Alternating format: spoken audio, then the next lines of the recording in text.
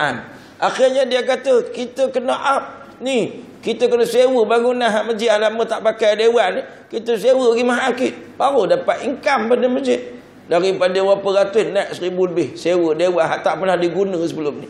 Bila orang budak tahfiz duduk, dia claim. Tuan-tuan, otak dia duit RM. Astagfirullahalazim. Patutnya dia nampak, selama ini orang solat jemaah ada 10 orang bakal jenazah belaka.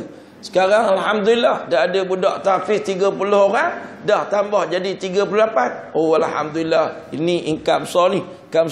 Kemudian bila budak baca Quran, Allah waqah orang tua-tua dulu kat masjid ni, dapat dia dalam kubur kan, insya-Allah. Dia fikir macam tu, tapi sebab orang jahil. Bila orang jahil berebut jawatan ni, jadi dia tuan-tuan. Na'udzubillah. Ni adalah satu masjid tuan-tuan. Astagfirullahalazim. Dia tuan-tuan, tinggal amar ma'ruf ini dibenci oleh Allah Subhanahu wa taala. Tak ajak. Kadang kita tuan-tuan datang masjid dah. Lalu tepi padang bola, budak-budak main bola. Kita ada tak nak berhenti kejap ke? Tengok budak main bola. Tok Imam jual kaki. Tak, nak ajak pergi masjid je. Kan. Ni dah dekat maghrib dah. Jom pergi sembahyang. Dah. Tuan-tuan, Tok Imam berhenti. Esok Tok Imam datang balik. Agak-agak berapa lama budak-budak ni tuan-tuan akan kekal dalam keadaan tak sembahyang kalau hari-hari Tok Imam berhenti. Agaknya 3 hari je kot. Lepas tu dia kata, berhenti sekejap lagi mesti Tok Imam berhenti. Ya dah jom. Sebelum Tok Imam ni kita berlalu caw. Kan. Orang budak-budak ni. Kan, kalau dia tak ikut kita pun dia berhenti awal. Jadilah tuan-tuan kan.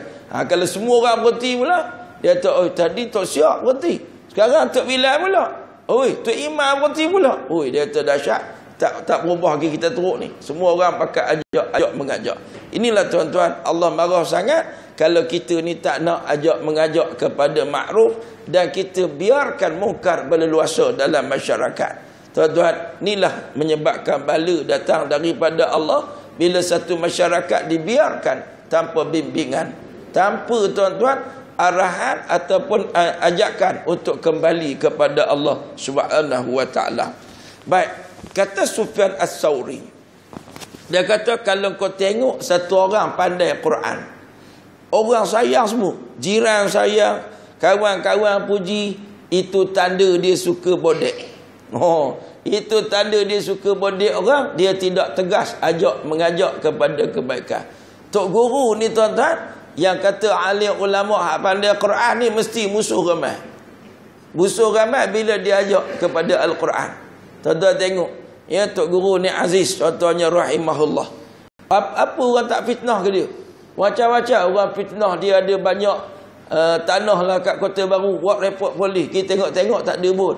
Tuan-tuan, orang fitnah kat dia macam-macam ni. Sampai dia meninggal ni pun ada lagi orang jahat mulutnya, jahat hati busuknya, masih lagi nak kata ke dia macam-macam. Tuan-tuan, sebab apa orang marah ke dia? Tapi orang sayang lagi ramai daripada orang marah. Orang yang sayang orang mukminin wal mukminat. Hak orang benci munafiqin wal munafiqat. Tuan-tuan nak duduk mana? Tuan-tuan nak duduk disayangi oleh munafiqin wal munafiqat ke disayangi oleh mukminin wal mukminat? Agak-agak aja tuan-tuan. Kalau nak disayang oleh mukminin wal mukminat, kena tegakkan hukum Allah Taala. Cakap di atas landasan Al-Quran dan sunnah Nabi sallallahu alaihi wasallam. Orang mukminin wal mukminat suka. Munafiqin wal munafiqat dia meluat. Dia tu ustaz ni datang sikit-sikit mesti cakap orang tak buka aurat, orang buka aurat. Tak buka aurat, buka aurat. Tu yang dia tahu. Buka aurat masuk neraka, tutup aurat masuk syurga. Tu je tahu. Kan. Datang pula seorang kita, ustaz ni sikit-sikit orang rasuah masuk neraka, orang rasuah masuk neraka. Sikit-sikit baca ayat Quran cerita neraka. Ni boring ustaz ni. Kan. Dia boring tuan-tuan. Tapi kalau semua tu baguslah ustaz tu, ceramah 1 jam penuh dengan lawak jenaka je. Ustaz tu baguslah. Bagus dia nyanyi 8 lagu Hindustan tadi. Baguslah. Dia tak kata apa. Makcik tadi rambut macam David Armugam pun dia tak kata apa kan makcik. Dia senyum, dia kata cantik lah, comel lah makcik. Dia kata gitu je. Tuan-tuan, makna sah dia kata pembodek. Pembodek tuan-tuan. Kalau dia tegur kemungkaran, dia saya orang tak suka. Dia kata ustaz ni menyebuk kan. Tuan-tuan muslimin dan muslimat. Tapi sungguh tuan-tuan, kadang kita pergi ceramah dipanggil oleh datin-datin. Allahu Akbar, datin-datin ni tuan-tuan. Duit banyak tapi tudung tak boleh beli. Kan. Kadang-kadang tudung sikit je, jambul tak lepas tuan-tuan kan. Macam mana nak cakap ni kan? Tengok. Nak kita cerita fadilat pun bayar. Hak jambu tu tak selesai lagi.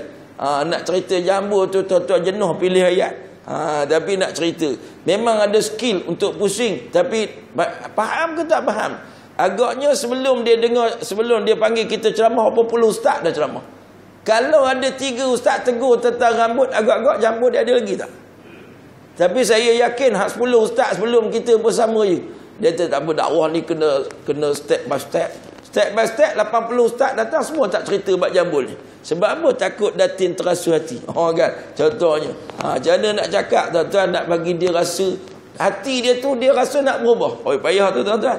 Kalau kita fikir, gunakan neraca, jaga hati orang. Tapi kalau jaga hukum Allah Ta'ala, kita pun tengok datin-datin sekalian, kita ni nak ke akhirat. Akhirat besok ni ada seksa, ada syurga, apa semua kan. Cerita. Siapa masuk neraka? Antara dia orang yang buka aurat. Macam datin-datin yang ni banyak buka aurat ni, bila nak ke tudung. Dia tu, ustaz ni jangan bagi. Ustaz ni jangan bagi kan. Direct je. Kan. Tapi cara direct tu pun kena pandai lah. Skill tuan-tuan kan. Yakni kadang-kadang kita cakap direct, tapi dia rasa kita betul-betul nak tegur, bukan nak condemn dia. Bukan nak kutuk dia. Itu kena pandai. Tapi kalau ambil hati tak cakap, itu sah tuan-tuan. Yang dikutuk ataupun yang dicela oleh syarak. Baik, Abu Laib meriwayatkan dengan sanad dia daripada Jabir radhiyallahu anhu.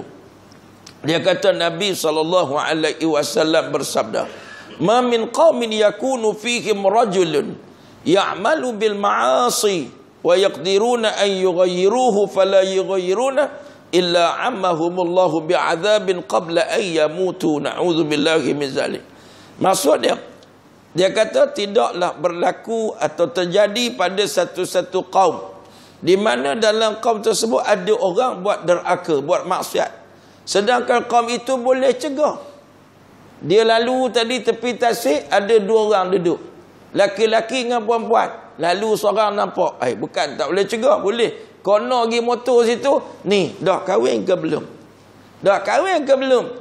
Belum pakcik. Kalau belum tak apa. Mana nombor telefon ayah? Mai pakcik call. Kita akad nikah selalu. Ya apa? Nanti yang prosedur kita kira kemudian. Tok Imam ada, Tok Bilal ada, Tok Siak ada. Panggil. Ni saksi. Ayah kamu mana? Ni perempuan duduk mana? Kita bagi. Tuan-tuan, agak-agaknya boleh selesai banyak tak masalah maksiat ni. Budak perempuan ni pun tuan-tuan memanglah dia merenyam dah datang. Saya nak pesan kat tuan-tuan, kalau anak-anak dah masuk universiti, nampak merenyam datang, kahwinkan saja. Jangan risau masa depan dia kalau dia kahwin jadi apa ustaz. Kalau dia tak kahwin jadi ahli neraka. Hak ni risau ni. Tuan-tuan, kita duk risau kalau dia kahwin macam mana ustaz, nanti universiti tak lulus apa semua. Kalau dia buat maksiat, macam mana masa depan dia neraka dalam tangan. Jangan fikir nampak tak ni kerja dia ustaz. Kerja rezeki Allah bagilah, belajar Allah bagi. Sepah orang yang dah kahwin tapi dapat PhD. Bersepah orang tak kahwin tuan-tuan, masuk universiti, balik keluar universiti tak lulus pada. Kan? Akhirnya mengandung gitu je. Sungguh tuan-tuan, ni macam kita duduk dekat UiTM ni, budak-budak muda ramai kan. Allahu akbar tuan-tuan. Universiti ni mak bapak harapkan anak datang mengaji, tapi tiba-tiba balik-balik bawa balik baby. Tuan-tuan kan. Na'udzubillahi min zalik. Jangan main. Saya hari tu saya kuliah dekat, saya tak ingat manalah, tapi saya habis solat isyak tu saya keluar jalan depan ni. Anak kata, "Bapa nak terkencing." Saya pun kena masuk dekat tandas tepi tasik seberang sana. Ada tandas. Saya berhenti tu tuan-tuan. Rupanya depan tasik tu ada kerusi. Saya kena tengok-tengok ada kelibat orang. Saya pun suluh. Bila suluh tuan-tuan bangun, ada jantan tina lanang dengan wedoknya. Kita suluh, kita tak tutup lampu, suluh saya turun aja tuan-tuan, lari 2 orang tu naik motor. Kan. Apa sebab dia lari? Sebab tadi dalam kegelapan tu macam-macam setan suruh buat tu raba sini, raba sana. Bila kita suluh terang tu dia bangun. Rupanya dalam gelap-gelap tu ada orang. Jangan main. Tuan-tuan kena buat rondaan. Kan kena pasang lampu pergi terang. Kawasan Tasik, kawasan pokok-pokok ni kena pasang lampu terang. Jangan pasang lampu samar-samar macam bilik tidur kita. Jangan tuan-tuan. Tak pasang terang. Biar dia nak raba nampak, pacau orang tengok kan, rasa. Padahal dia dalam gelap pun Allah nampak juga. Tapi biar dia rasa Bukan takat Allah nampak, tapi orang nampak biar dia malu sikit kan. Mudah-mudahan. Nampak tuan-tuan? Sekarang kita risau. Pak yang dok buat kerja, raba-raba merendak tu semua tu bukan budak-budak kafir. Budak yang kampung, orang Melayu, yang mak bapak harap datang sini belajar. Bawa keputusan cemerlang apa semua, dia duk buat maksiat mungkar kepada Allah Subhanahu wa taala. Baik, jadi Nabi kata apa disebut dalam hadis ni, kalau mereka dapat mampu memberhentikannya sedangkan mereka tak mencegahkan, maka kata Nabi, Allah akan ratakan kepada mereka siksaan sebelum mereka mati. Semua pakat kena belaka. Tok Imam kena, YB kena, JKK kena, kalau mereka tidak ambil tindakan. Semua pakat rasa kesannya. Tuan-tuan, kesan dia macam sekarang lah tuan-tuan. Sekarang kita dapat rasa dah. Tuan-tuan, bila anak luar nikah banyak gejala sosial ni, semua orang rasa. Tuan-tuan nak pergi Minang, satu orang budak. Budak laki-laki. Tuan-tuan tak risau ke budak perempuan yang nak dipinang ni tuan-tuan? Budak ni ada dara tak ada dara ke ni? Satu masalah sekarang ni. Sebab banyak budak perempuan yang sekarang terjebak dalam seks bebas. Nak kena cek. Sebab tu sampai sekarang ni masalah ni. Sampai nak kahwin kena buat ujian HIV. Anda tengok kan? Dulu mana ada kena buat ujian HIV. Sekarang semua orang yang nak kahwin kena buat ujian HIV. Sebab apa? Menularnya gejala ini sebab banyaknya seks bebas. Tuan-tuan, ada satu sahabat cerita, dia orang nak pergi akad nikah, malam tu nak akad nikah, mak pengantin datang minta maaf. Mak pengantin perempuan, dia kata minta maaf banyak-banyak kepada pengantin laki-laki kalau ada kekurangan pada anak saya ni. Malam ni sebelum akad nikah, saya nak ngakulah anak saya sudah ditebuk tupai. Anak saya sudah ditebuk tupai, kata dia. Tupai mana tebuk tak tahulah. Kan? Ni cinta ni. Hak jantan tu cinta dengan hak perempuan. Cuma dia tetap mengandung saja. Minta maaf lah kalau nanti dah sama, nanti jumpa kurang. Dan dia pun nangan-nangan. Dia kata sebenarnya anak saya tu pun anak luar nikah saya juga. Allahu Akbar. Pecah rahsia malam tu. Tuan-tuan kan, esok nak kenduri ni. Esok nak kenduri. Maknya buat kerja tu, anak pun macam tu juga. Ni kawan cerita. Menu. Tapi cinta tak mengenal batasan. Hak si jantan tadi ni cinta sangat pada perempuan ni. Tak kisahlah tebuk tupai ke tak tupai ke. Kira jalan. Tuan-tuan kan. Allahu Akbar tuan-tuan. Ni. Tak kena semua orang ke tuan-tuan. Banyak kes. Tok Imam sekarang pening. Cek tarikh ni. Anak yang nak akad nikah ni tuan-tuan. Dia tengok. Dia anak cik betul ni anak saya. Dia kata, tengok dengan tarikh ni 5 bulan je ni. Daripada sijil nikah dengan surat beranak ni 5 bulan. Baru mak tu nangis. Sebenarnya saya ngandung dulu. Lepas tu baru nikah. Banyak kes ni tuan-tuan ni. Dah nak terima cucu, terbongkar rahsia demi rahsia. Na'udzubillah. Banyak kes. Tak kena ramai tuan-tuan ni. Banyak. Tiba-tiba hari nak kenduri, ngatil laki-laki tak nak datang. Batang. Tuan-tuan, apa pasal? Dia kata, kami dapati perempuan sudah ditebuk tupai. Ada malam tamu bercerai. Malam tamu bercerai. Kenduri kami lagi kompang. Esok tuan-tuan, heboh. Pengantin perempuan kena lempang. Tuan-tuan kan. Malam tu kena lempang. Kenapa? Malam tu baru terbongkar mengandung. Ada kes tuan-tuan. Astagfirullahaladzim. Ni tak kena bala ke tuan-tuan? Allah kena belaka dah. Tak mesti bala tu tsunami. Sekarang gejala sosial tu lebih daripada tsunami lagi.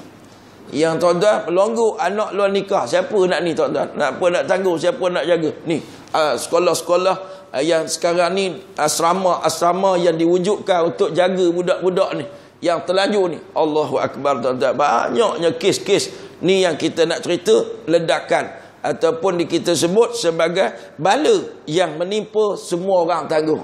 Belum lagi kalau bala dalam bentuk lain. Ya Allah Ta'ala timpakan hujan, Allah timpakan banjir, Allah timpakan gempa bumi dan sebagainya. Baik. Abu Lais berkata, Nabi SAW mensyaratkan berkuasa untuk mencegah, kerana bahawa orang-orang baik yang berkuasa berwibawa. Kerana itu maka kewajipan mereka harus mencegah bermaharajalelanya perbuatan orang-orang ahli maksiat. Jadi Nabi sebut ada orang yaqdiruna orang yang mampu mencegah. Jadi dia kata orang-orang yang berwibawa, yang ada kuasa ni, dia kena cegah. Dia kena cegah. Itu wajib. Sebab apa? Kalau dia tak cegah, nescaya maksiat akan berma'arajalela. Allah Ta'ala puji kita ni umat Nabi Muhammad ni tuan-tuan, bila kita laksanakan amar ma'ruf nahi munkar. Dalam Al-Quran surah Ali Imran Allah sebut, A'udzu billahi minasy syaithanir rajim. Kuntum khaira ummatin ukhrijat linnas ta'muruna bil ma'ruf wa tanhauna 'anil munkari wa tu'minuna billah. Surah Ali Imran ayat 110. Allah sebut kamu adalah sebaik-baik umat yang dikeluarkan atau dilahirkan untuk manusia. Jadi contoh teladan kamu ni, syaratnya kamu ini menganjurkan kebaikan, mencegah kemungkaran, dan kamu beriman kepada Allah. Bila ada tiga ni, kamu umat terbaik, the best, excellent. Tuan-tuan, orang yang paling hebat. Batu zaman Nabi dan zaman para sahabat, zaman tabi'in, Islam berjaya menguasai dunia. Tuan-tuan, Eropah zaman kegelapan, kita zaman cahaya. Zaman Andalusia mula berkembang tu tuan-tuan, Spain berada di bawah pemerintahan dia. Tuan-tuan, masa tu Islam jadi negara yang cukup hebat, yang beramal dengan Islam. Tuan-tuan, kuat. Sebab apa? Raja tak mabuk, tak ada dangdut, tak ada tarian gelek. Masa tu Tok Guru mengajar kata masjid penuh. Anak-anak muda ni tuan-tuan penuh pergi masjid. Anak muda ni hiburan dia baca Quran. Anak muda hiburan dia tuan-tuan adalah hafal Quran. Hiburan dia zikir. Hiburan dia selawat kepada Nabi. Anak muda zaman tu amar ma'ruf berjalan. Tiap-tiap rumah berseri-seri, bersinar-sinar. Tapi bila raja dah mula mabuk, dah ada tarian gelek kat istana, habis. Tuan-tuan, ulama tak berani tegur raja buat gitu. Akhirnya habis, hancur. Tuan-tuan, negara umat Islam jatuh satu demi satu, tumbang satu demi satu. Tengok Melaka, Empire Melaka. Masa Sultan Alauddin Riayat Shah, Sultan Muzaffar Shah, Sultan Muzaffar Alauddin Mansur Shah. Zaman ni raja tak mabuk. Raja tak mabuk. Mabuk ketum pun tak, mabuk apa pun tak, tuan-tuan. Masa tu raja tak mabuk. Akhirnya kita tengok Melaka jadi empire masa tu. Tapi bila datang Sultan Mahmud, dia mabuk kepayang. Dia dah mula dah tuan-tuan. Dia mula kejar perempuan. Dah mula dah gila tu. Gila. Rampah nak dara orang. Tengok mungkar. Yang jadi parlimen dia semua tukang angguk dan tukang laksana. Kalau kita baca sejarah, kalau betul lah cerita hang tuah ni, saya pun tak tahu betul tak betul tuan-tuan. Yang cerita hang aku ni orang Kedah aja. Tiba-tiba Melaka pula tuan-tuan. Hang ni kan. Tuan-tuan, tiba-tiba tuan-tuan, cuba baca sejarah. Hang tuah raja nak suruh tangkap tunak orang, dia pergi tangkap. Kan tuan-tuan tengok cerita hang tuah dalam TV lah kan. Dia pergi ambil apa tu? Tun Teja. Ambil Tun Teja buat naik kapal sambil nyanyi, berkorban apa saja. Suruh berkorban ni tuan-tuan kan. Orang korban lain, dia korban kena surah anak dara ni tunang orang pada raja. Korban tuan-tuan kan. Tu zaman dulu kalau dengan raja terkorban tuan-tuan kan. Korban apa? Inilah pengampu akhirnya hancur. Kota Melaka dibinasakan dengan kedatangan musuh-musuh yang menguasai mereka. Ni tuan-tuan yang disebut dalam Al-Quran dan hadis. Kalau orang tak cegah mungkar, dia tidak jadi baik. Dan ayat lain Allah sebut, wal takum minkum ummatun yad'una ilal khair wa ya'muruna bil ma'rufi wa yanhauna 'anil munkar wa ulaika humul muflihun. Allah sebut hendaklah ada di kalangan kamu satu golongan yang mengajak kepada kebaikan dan menganjurkan ma'ruf, yakni menganjurkan kebaikan dan mencegah kemungkaran, inilah orang-orang yang beruntung. Orang muflihun, orang berjaya dunia, berjaya akhirat. Muflih ni makna orang berjaya. Negara berjaya, masyarakat berjaya. Bila ada tuan-tuan gerakan amar ma'ruf nahi munkar. Kalau kita nak negeri kita Selangor kekal negeri berkebajikan, kena buat. Ajak orang, ajak mengajak kepada kebaikan. Cegah kemungkaran. Tak kira siapa buat, anak kita buat, bini kita buat, pemimpin buat, cegah belaka, tuan-tuan. Tegur, insya-Allah Allah Taala akan curahkan rahmat dan keberkatan. Kemudian dalam ayat lain Allah cela orang-orang yang tidak suka mencegah kemungkaran. Tuan-tuan, Allah sebut kisah Bani Israel yang dilaknat oleh Allah. Allah kata apa? Antara watak dia, kanu la yatanahawna an munkarin fa'alu labi'sa ma kanu yaf'alun. Mereka tidak saling mencegah dari perbuatan mungkar yang mereka buat. Sungguh busuk perbuatan mereka. Allah kata bi'sa, sangat jahat, sangat kotor, sangat busuk. Kemudian Allah Ta'ala sebut dalam ayat yang lain. Allah kata apa? Laula yanhahumur rabbaniyuna wal ahbaru an qawlihimul ithma wa aklihimus suht labi'sa ma kanu yasna'un. Allah tanya, mengapa para ulama dan orang-orang ilmuwan yang faham agama itu tidak larang mereka daripada berkata dengan kata-kata yang keji dan makan makanan yang haram. Sungguh busuk apa yang mereka lakukan. Ini tuan-tuan kerja ulama. Antara mungkar yang berluasa dalam masyarakat Bani Israel, cakap kotor, cakap keji, fitnah. Cakap fitnah ni keji. Cakap bohong tu keji. Cakap maki hamun itu juga keji. Saya tuan-tuan 2-3 hari lepas saya tegur dalam Facebook. Kawan-kawan ni bila gaduh grup-grup ni sekarang ni banyak tuan-tuan perpecahan. Ya Allah, sedih kita kan. Sedih. Bila Tok Guru meninggal ni tuan-tuan, Tok Aru Biru berleluasa. Oh tuan-tuan kan. Tok Guru meninggal ni anak murid macam lost control. Dia ada banyak grup. Jadi grup ni marah kat grup ni. Tapi yang kita sedihnya bila guna ni. Oh dia panggil ni grup ni. Oh dia kata, "Oi Jebon." Kawan dia kata, "Oi." Oh Jebon ni tuan-tuan, tahu tuan kenal Jebon. Jebon ni dalam kalau orang Kedah ni tuan-tuan, Jebon ni dia binatang yang jenis lawan dengan ular tedung. Dia panggil apa ni? Sini ceperlai. Jebon. Ha? Panggil apa sini? Ceperlai lah. Saya tengok dalam buku ni orang selalu sebut ceperlai. Kalau orang Kedah panggil Jebon. Jebon ni dia duduk di kawasan semok-semok, dia makan ayam. Jadi kalau orang makan haru biru tak tentu hala duduk merempat jahat ni, orang panggil Jebon. Ha ni menatang Jebon. Oh menatang Jebon ni maknanya makan ke darah tak tentu hala. Oh tuan-tuan, itu maki. Tuan-tuan, zaman dulu orang panggil untuk orang bodoh dia panggil lembu. Oi menatang lembu. Menatang lembu. Itu hina orang. Kan? Oi hang menatang Jebon. Oh sekarang Jebon tu satu benda yang disukai. Tuan-tuan kan. Bila kita tak setuju dengan dia sikit, dia kata ni Ustaz Jebon. Oh Ustaz Jebon tuan-tuan kan.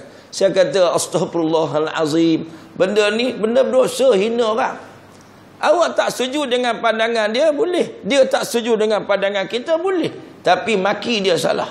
Maki dia salah. Tak pasal-pasal berdosa kan. Tegur dia. Awak ni tak suka dengan pendapat saya. Kenapa? Ni pandangan saya. Ni nah dia. Ini isihat saya. Tak setuju, terserah. Dekat lepas seorang tak setuju dengan kita kan. Gaduh apa? Kan tuan-tuan. Oh, berhujah. Berhujah bukan untuk maki.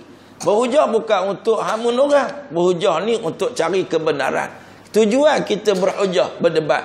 Zaman dulu tuan-tuan, dia berhujah ni tak panas sangat. Sebab apa? Jarang-jarang. Sekarang pagi-pagi berhujah dah. Buka Facebook, berhujah dah tuan-tuan. Kejap lagi Telegram pula. Panas telefon. WhatsApp sampai berasak tuan-tuan kan. Allahu Akbar. Orang tanya zaman sekarang ni apa orang suka gaduh dengan ustaz? Sebab zaman sekarang WhatsApp tuan-tuan kan. Dalam syarat pun belum keluar syarat dia maki dah merusi. Kalau orang Kedah maki lagi dahsyat. Dia tak haram jadah merusi ni. Oh haram jadah merusi ni. Astagfirullahalazim. Tuan-tuan, astagfirullahalazim. Nak ceritanya, kalau ulama tak cegah, dosalah ulama tersebut. Tapi Tok Guru cegah. Tuan-tuan orang buat duit je. orang Tok Guru cakap dia Tok Guru Jebon tu. Oh Jebon juga tuan-tuan. Ni ustaz tegur, ustaz Jebon juga. Siapa halang dia marah. Saya tegur satu orang. Dia tulis tu, salah ke saya kata ustaz memang dia Jebon sungguh? Astaghfirullahalazim. Kita dah tegur, saya kata bawa istighfar, berhentilah, sudahlah. Ya, awak tak setuju kan boleh, tapi awak hina orang tak boleh. Kat saya tulis, bila tulis saja tuan-tuan, terus dia kata, salah ke ustaz? Oh, salah ke? Tuan-tuan, inilah ayat orang Bani Israel. Salah ke orang Melayu ni? Saya ngumpat salah ke ustaz? Dia betul lah macam tu. Kan bukan cobaan, betul-betul. Tuan-tuan kan. Mengumpat, tuan-tuan kan. Allahu Akbar. Selalu orang kata salah ke? Saya cakap yang sebenar dia tu. Kan salah ke? Salah ke? Salah tak salah bukan nilai kita. Salah tak di sudut pandangan syarak? Ya lah ustaz, memanglah Tuhan tak bagi, tapi banyak tapi juga tuan-tuan kan. Ni kalau ulama tidak tegur, maka ulama berdosa. Apatah lagi kalau ulama jual kaki. Saya tengok ada grup tu ustaz-ustaz ada juga. Marah ke orang. Ada saya tegur satu ustaz tu. Dia marah, dia kata saja je nak test. Awak saja nak test. Saya kata awak ustaz. Orang semua tahu awak bawa kita. Bila awak guna bahasa yang salah, orang akan sekarang ni boleh print screen, jangan main. Kan. Tengok boleh apa aku tengok ustaz ni. Ustaz ni ketuk orang boleh? Takkan aku tak boleh? I follow. Benda buruk semua dia follow tuan-tuan. Baik-baik dia tak follow. Astaghfirullahalazim. Dia tuan-tuan kita kena taubat nasuha. Dia kata seharusnya orang-orang yang menganjurkan amar ma'ruf ini kena buat dulu. Ya, kena laksanakan secara personal dulu supaya lebih mantap nasihat dan peringatannya. Itu nombor satu. Orang nak ajak orang supaya jadi baik, kita buat dulu. Nak suruh orang jadi orang yang cakap lemah lembut, kita cakap dulu lemah lembut. Saya semalam tuan-tuan duk tengok ucapan Tok Guru Nik Aziz. Ucapan dia tu tuan-tuan, dulu kita biasalah orang muda-muda. Saya duk muda-muda dulu, saya tak minat sangat dengar ceramah Tok Guru Nik Aziz ni, sebab kita orang muda suka lawak, suka dengar ceramah, suara volume kuat kan, gurau-gurau, suka gitulah. Bila saya dengar, ya Allah ruginya aku kan, sebab ayat-ayat dia tu tuan-tuan tak macam ustaz lain. Bila dia cakap ulas satu-satu benda ni, dia tak macam ustaz lain. Ayat dia tu ayat seorang murabbi yang cukup hebat. Ayat-ayat ni kalau orang bodoh ni tak faham. Lambat orang masa itu kita bodoh lagi lah kan, lebih kurang. Kita ni otak ni. Dulu kita ngantuk dengar kan. Bila dia cakap ya Allah hebatnya kan. Bila kita kaji balik ayat-ayat yang ditulis tambah-tambah rakaman balik. Cuba tuan-tuan dengar balik rakaman. Hak kita rajin mengaji ni, kita dengar balik. Ada beza antara ustaz biasa dengan dia bercakap kan. Maknanya hebatnya dia bercakap itu tuan-tuan dari hati dia yang cukup tulus dan ikhlas. Ini nak cerita hebat dia. Sebab tu dia cakap, tuan-tuan orang boleh ingat orang sayang kat dia banyak tuan-tuan. Walaupun orang tak nak dengar ceramah dia, ayat dia tuan-tuan dikotkan oleh orang. Dan orang boleh ingat dan masuk ke dalam hati. Sebab apa? Sebab nombor satu, orang cerita siapa pun akan cerita dia amal dulu. Dia suruh orang qiyamul lail, dia daripada balik Mesir tak nak tinggal qiyamul lail. Dia suruh kita kuliah mengajar tak berhenti, dia daripada balik Mesir sampai dia meninggal, dia tak tinggal kuliah ni. Dia suruh orang semayang jemaah, dia memang semayang jemaah sampai semalam saya jumpa satu orang kat kampung dia kata ustaz, saya kalau balik kampung saya duk pergi semayang masjid tu, dia kata Tok Guru ni bawa masa dia sakit itu, bawa bekas ni. Dia keluar hospital kan ada kencing kat luar apa semua. Dia pergi duduk kat luar tu kan. Dia duduk semayang kat luar tu. Allah Akbar Ustaz dia kata. Kita rasa malu sangat. Dalam keadaan dia sangat uzur, dia boleh duduk semayang berjemaah kat masjid. Kita tak uzur, ada masjid kita dah. Kita ni orang RTM, rumah dekat rumah tepi masjid. RTM tuan-tuan kan. Rumah tepi masjid tapi tak datang masjid tuan-tuan. Kuat sihat. Dia datang masjid ni ada dua golongan. Satu RTM rumah tepi masjid, yang kedua RTM rehat tunggu mati. Tuan-tuan mana satu? Kan. Biasanya hak jauh-jauh tu susah nak datang. Tapi yang pelik setengah tempat hak RTM tak datang. Hak rumah tepi masjid tak ada. Hak jauh-jauh je ada. Tu pelik tuan-tuan. Patutnya kita penuhkan rumah Allah ni, dia buat. Batu ada kekesanan dia. Kemudian kata Abu Darda pesan, kalau nak nasihat orang, jangan nasihat tengah-tengah khalayak. Depan orang, perli-perli, ni tak boleh. Siapa yang menasihati saudaranya di tengah khalayak ramai, itu bukan nasihat. Itu adalah memalukan dia. Kadang-kadang orang kampung suka macam tu kan. Bila buat kenduri kat masjid, saya ingat dulu kampung saya ada satu siak. Siak ni saudara saya jugalah. Dia jenis cakap lepas. Malam tu tuan-tuan, kebetulan ada kenduri durian kat masjid. Kampung saya kalau musim durian ni orang suka buat pulut durian. Ada kuliah ustaz buat pulut durian. Bila buat pulut durian ni tuan-tuan, orang kampung datanglah. Tuan kenduri tu panggil datang, kita buat kenduri lepas kuliah. Yang si siak ni, orang Kedah kata mulut capui, mulut cabul, capui, orang Kedah panggil capui. Dia bila sampai orang ramai dia tahu apa? Kalau pulut durian ramai. Ayat dia tu tuan-tuan. Kawan ni sampai dah tuan-tuan. Naik motor ni sampai dah. Dia kata, "Amboi, ingat aku kebulung sangat kah? Durian rumah aku pun ada." Pun dia start motor sampai sekarang tak datang masjid dah. Saya ingat lagi kawan tu depan saya berlaku adegan tu depan saya. Bukan orang lain, pupu dia juga tuan-tuan kan. Dia tegur tu konon-konon tegur orang lah. Orang tu dah datang patut pergi peluk. Allah, aku rindu sangat kat hang. Lama tak jumpa mat kan. Sama-sama raih. Baru orang tu kata seronoknya datang masjid. Ni tuan-tuan, kalau tak belut durian tobat tak nampak. Bau durian sekampung mat tuan-tuan. Dia ni jadi macam apa tak tu mulut dia tuan-tuan. Itu otak orang kan. Dia ingat dia amar ma'ruf lah tu. Oh, ingat dia kata, "Saja ustaz kena kata sikit puak-puak ni." Lah, kata orang datang masjid dah kan. Orang pergi kata kat rumah dia. Hang ni dah tua dah, nak mati dah. Awak tak pergi masjid. Betul-betul di rumah dia. Tuan-tuan kan. Depan khalayak kata sini haram. Ini adalah menjatuhkan maruah dia. Dan siapa yang memberikan nasihat itu secara personal, bersendirian, itulah islah. Itulah yang dikatakan memperbaiki di rumah dia.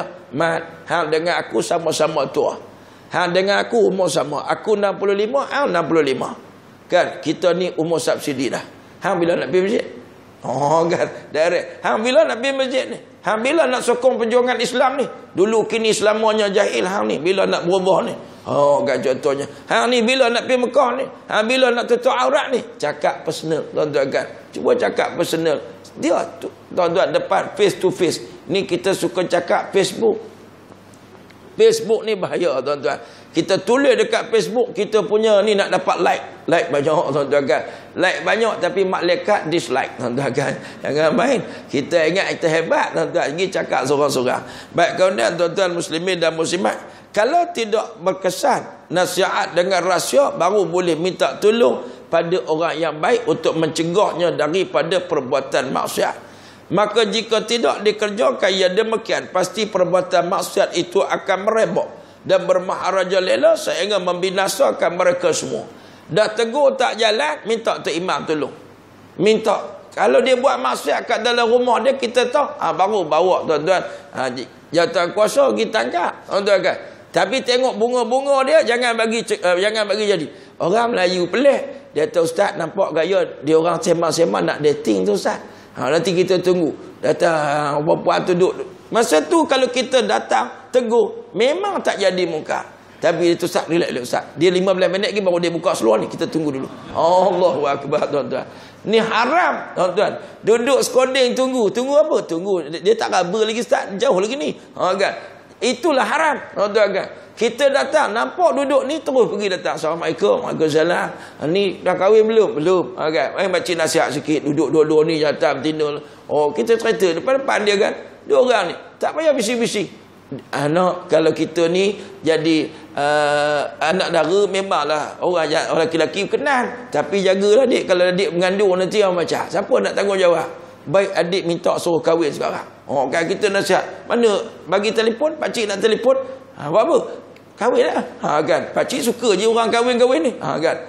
Ni tak tuan-tuan. Tunggu raba dulu. Tunggu bromen dulu. Rakam pula. Masuk YouTube baru tangkap. Astagfirullahaladzim. Ni banyak penuh dalam YouTube ni tuan-tuan. Orang ambil kat semok, kat situ, kat sini kan. Lepas tu dia viralkan pula dalam YouTube tu. Kan. Tulis itu. Skoding dekat Lata ni. Lepas tu skoding kat sini kan. Jadi orang cari mudah dicari oleh peminat skoding tuan-tuan. Astagfirullahaladzim. Jadi tuan-tuan, nescaya maksiat itu bermaharajalela, akhirnya dibinasakan oleh Allah Subhanahu wa taala. Binasa habislah. Baik tuan-tuan, sikit lagi Abu Lais meriwayatkan dengan sanad dia daripada Nu'man ibn Bashir. radhiyallahu anhu. Dia kata saya dengar Nabi SAW bersabda dalam sepotong hadis, perumpamaan orang-orang yang tegak dalam hukum Allah, orang menegakkan hukum Allah ni dengan orang yang tergelincir ni sebagai satu kumpulan naik kapal. Maka masing-masing duduk di atas, duduk di bawah. Orang yang menegakkan hukum Allah dengan orang tergelincir ni ibarat naik satu bahtera, satu kapal, di mana bila naik ada duduk atas, ada duduk bawah.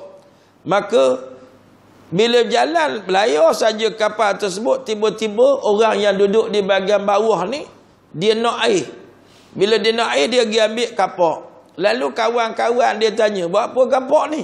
Lalu dia jawab, saya nak bagi lubang di bawah ni, mudah nak berak kecil, nak ambil air kan. Mudah nak ambil air dari bawah. Malas nak ambil ke atas tu, nak ambil baldi kan, payah. Saya tebuk kat bawah. Mudah nak ambil, nak buang air, nak berak kecil, mudah.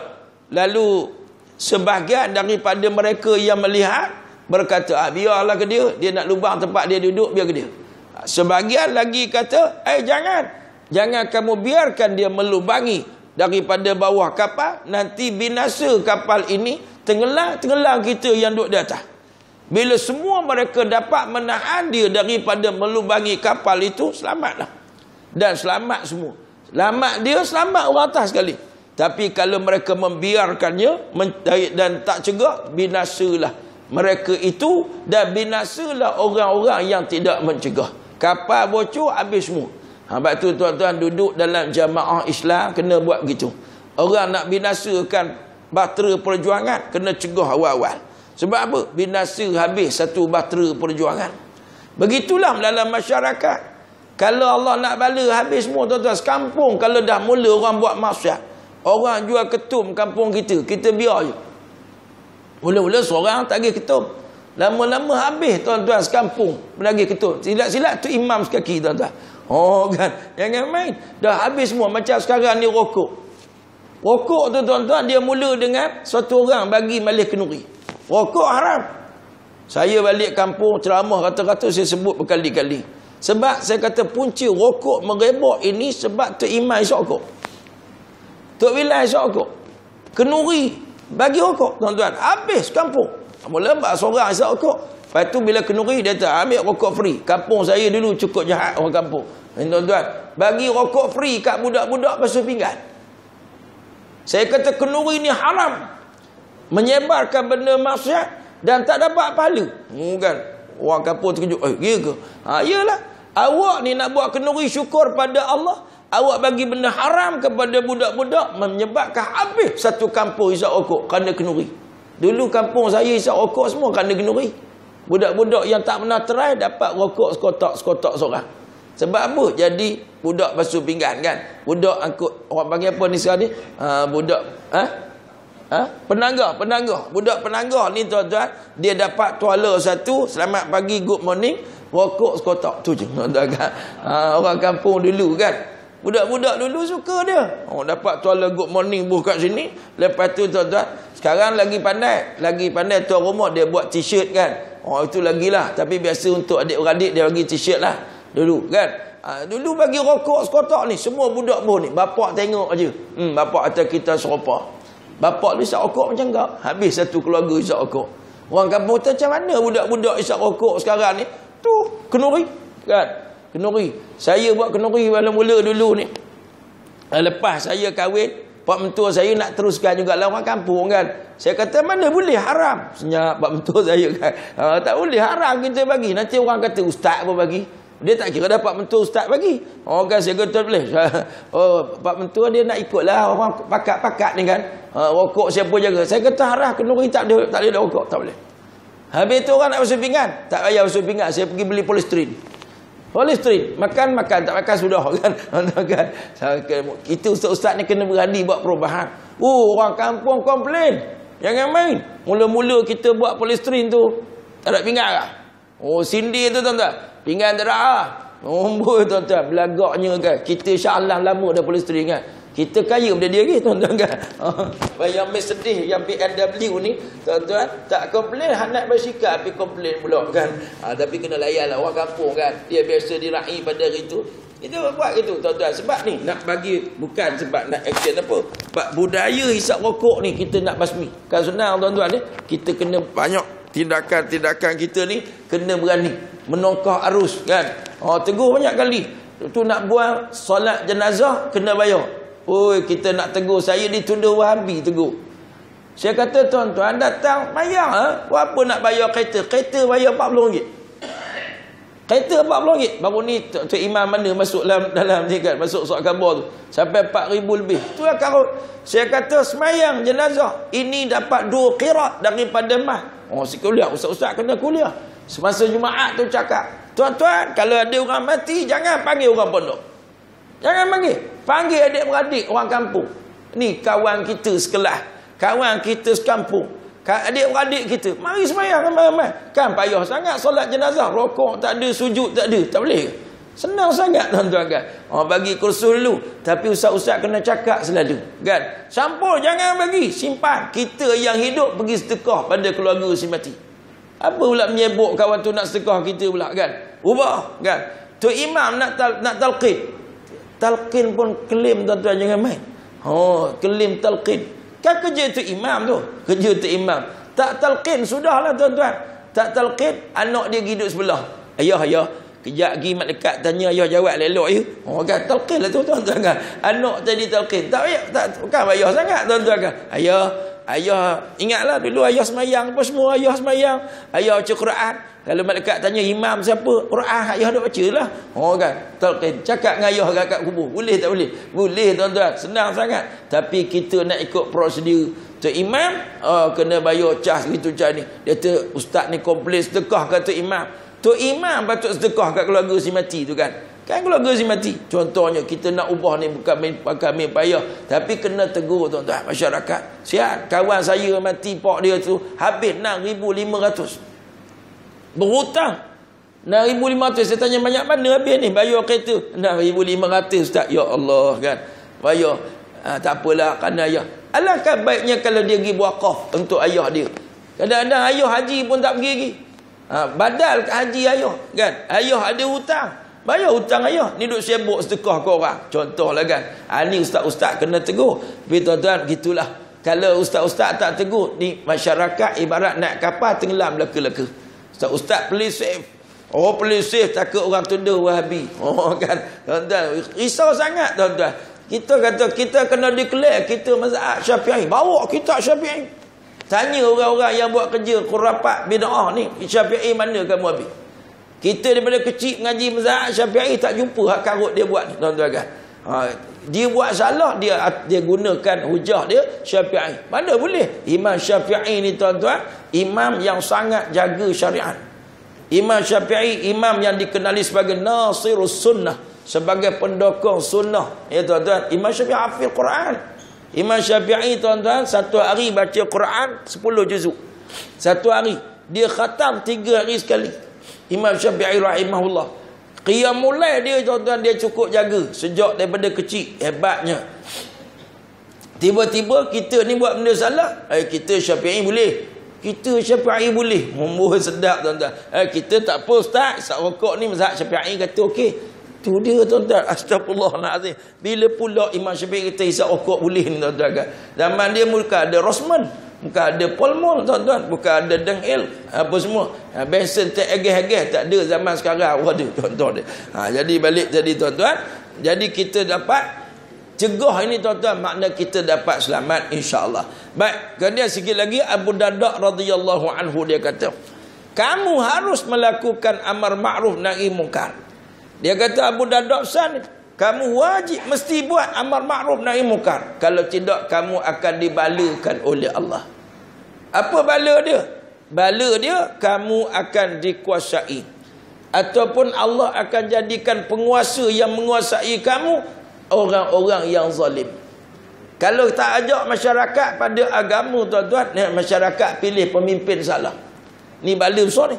Satu orang pemimpin yang menguasai kamu dan dia tidak sayang anak-anak. Dia tidak hormat orang tua-tua. Kamu ingat tu? Kalau kamu tak amar ma'ruf orang pakat jahat, nescaya leader yang menguasai kamu adalah orang zalim yang tak peduli orang tua-tua duduk rumah orang tua-tua, orang tua-tua miskin, orang tua-tua, dia tak peduli. Lantaklah yang penting bini aku dapat shopping. Contoh ni contoh. Lantaklah kamu yang penting anak aku kaya. Yang penting kroni aku kaya. Dia tak peduli. Ni tuan-tuan bala daripada Allah Subhanahu wa taala. Suruh orang jimat cermat. Awak semua jimat cermat. Bini saya nak beli beg tangan, nak beli baju harga mahal. Contoh. Tuan-tuan, ni berlaku dalam masyarakat kita yang kita tak perasan. Kalau kita tak mengajak kepada kebaikan, kita tak kempen untuk agama, tuan-tuan, berlakulah masyarakat di merata tempat pemimpin mereka adalah orang kejam, orang zalim. Sebab apa? Masyarakat yang bergelombang dengan maksiat ni tuan-tuan mudah dibeli. Bila bagi kain batik satu je habis dah tuan-tuan. Dia tak kira dah. Lepas ni kau nak ambil. Yang penting aku dah dapat kain batik tuan-tuan. Aku dah dapat kain pelekat. Aku dah dapat sikit habuan. Maka akhirnya dia terus dibelenggu dengan kezaliman. Tuan-tuan. Ni sejak daripada dulu kata Abu Darda, Allah akan kuasakan ke atas kamu orang zalim. Dan pada masa saat itu orang baik di kalangan kamu doa, ya Allah, angkatlah daripada kami ni bala, ya Allah. Ya Allah, barang mahal, ya Allah. Teruknya kami, sengsaranya, ya Allah. Cukai macam-macam, ya Allah. Macam-macam kan. Masa tu doa buat apa lagi? Masa tu Allah tak makbul doa mereka. Allah tak tolong mereka. Dan minta ampun pun Allah tak ampun sebab dah kena dah. Tuan-tuan, na'udzubillah. Batulah daripada sekarang, buatlah amar ma'ruf nahi munkar di mana saja kita berada, supaya hidup kita tuan-tuan dalam rahmat Allah Subhanahu wa taala. Jadi tuan-tuan, kita berhenti sekadar tu dulu, insya-Allah kita akan bicarakan bab ini, iaitu amar ma'ruf nahi munkar ini dalam kuliah yang akan datang, insya-Allah. Baik, sebelum tutup tuan-tuan muslimin dan muslimat, insya-Allah pada hari Khamis nanti saya dan rombongan beberapa orang penceramah daripada Kuala Selangor, kami akan pergi ke Kuala Kerai, Kelantan. Jadi kalau tuan-tuan ingin terus memberikan sumbangan kepada masa-masa banjir di Kelantan ini, insya-Allah kami akan sampaikan pada hari Khamis, insya-Allah, cuti raya Cina ni nanti. Ni bolehlah kalau tuan-tuan nak teringin nak bagi sumbangan, insya-Allah kita letak jadah kat sini, tuan-tuan bolehlah. Yang dulu kita dah sampaikan, yang sumbangan tuan-tuan bagi tu, insya-Allah alhamdulillah kita dah sampaikan pada misi yang pertama. Dan insya-Allah ni misi yang seterusnya lah. Yang banyak kali dah kita pergi, tapi pendakwah Kuala Selangor ni baru ni misi kedua lah kami pergi. Sebelum ni sumbangan-sumbangan kita salurkan melalui Yayasan Amal Kuala Selangor. Yang ni kami nak pergi sendiri. Dan saya dipahamkan pihak di Kuala Nal, Kuala Kerai itu akan buat satu program khas malam tu, forum. Saya dipahamkan kalau ada ni lah. Saya pun wallahualam, dia orang kata kita nak susun program, tak apalah. Kalau kami sampai awal kita buat program kan. Tapi tujuan kami ialah nak pergi tinjau dan kita bawa sumbangan masyarakat Selangor ni. Sebab nampak makin sejuk. Kita dah pakai lama kan. Dah lama berdikari lah. Kita tuan-tuan, biasanya bila mula-mula tu sumbangan banyak-banyak lah. Tapi bila dah hujung-hujung ni, kita kata dia orang dah boleh berdikari. Tapi sebenarnya masih ada lagi di kampung-kampung orang tua-tua, orang mustadafin yang masih sangat memerlukan sumbangan. Tuan-tuan, dah masuk bulan-bulan kedua ni, memang banyak orang lupa dah. Jadi kita pergilah sambil jalan ziarah, tengok kubur Tok Guru ni, kita ziarah juga kampung-kampung orang-orang yang ditimpa musibah. Mudah-mudahan kita akan insaf dan kita akan sentiasa tuan-tuan berdoa supaya Allah Ta'ala memberikan pada kita sekeping hati yang bersyukur di atas nikmat dan sekeping hati yang simpati di atas derita orang lain. Orang pergi tengok musibah ni tuan-tuan, nombor satunya dia syukur atas nikmat yang Allah bagi kat dia. Nombor dua, dia rasa simpati kat orang lain. Ini hati yang baik tuan-tuan.